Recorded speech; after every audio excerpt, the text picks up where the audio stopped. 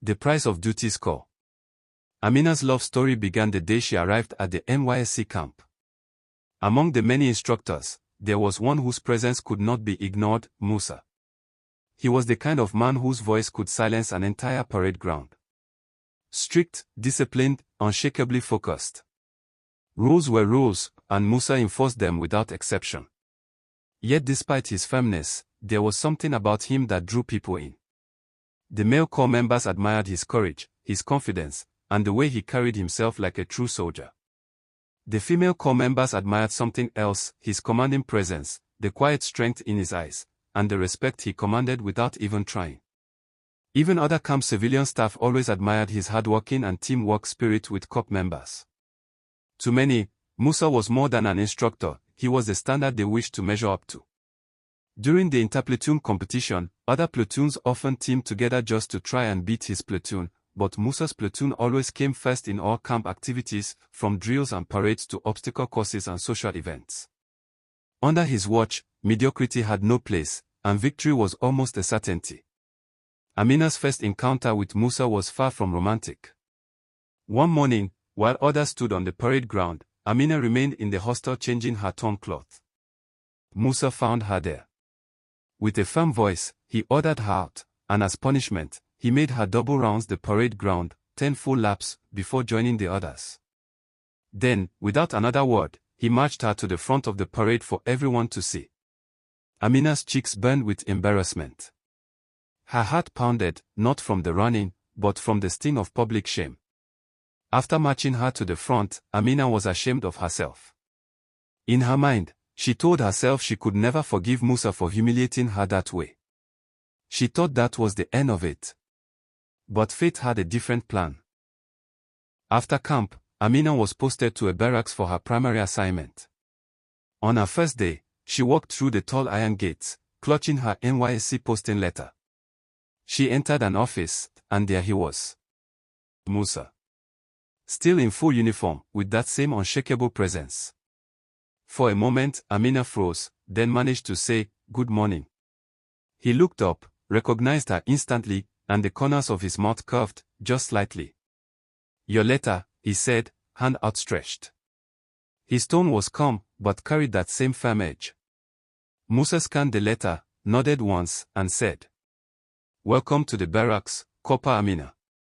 She left that office with a feeling she couldn't explain. Days turned into weeks. Weeks into months. Chance meetings became intentional moments. The once intimidating instructor became the man who made her laugh, and who cared deeply for her. By the end of her service year, their hearts were inseparable. Not long after, they were married.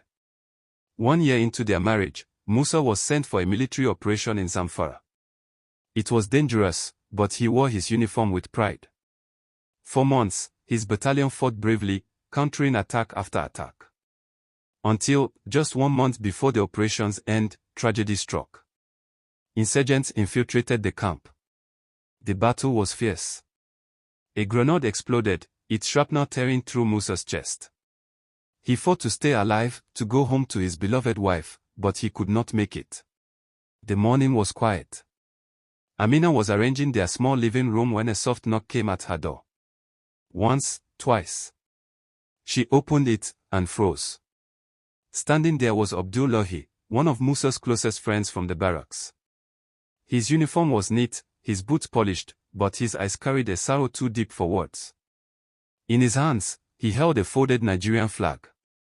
Resting on top was Musa's dog tag. The world around Amina went silent. Her breath caught. Her knees weakened as she gripped the doorframe for support.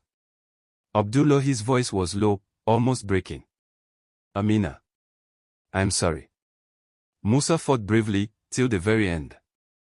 Her lips trembled, but no sound came. Tears blurred her vision as the weight of his words sank deep into her chest. Her Musa was gone. With trembling hands, she reached for the dog tag. The cold metal pressed against her palm, heavier than the world itself. Memories came rushing back. The parade ground where their paths first crossed. The laughter they shared in the barracks.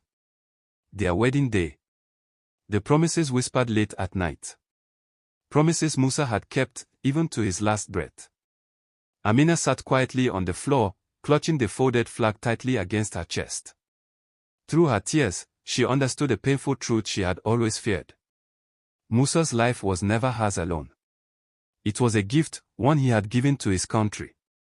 As the morning sun rose, painting soft gold across the room, Amina lifted her tear-streaked face and whispered, "Rest now, my Musa, you are finally home."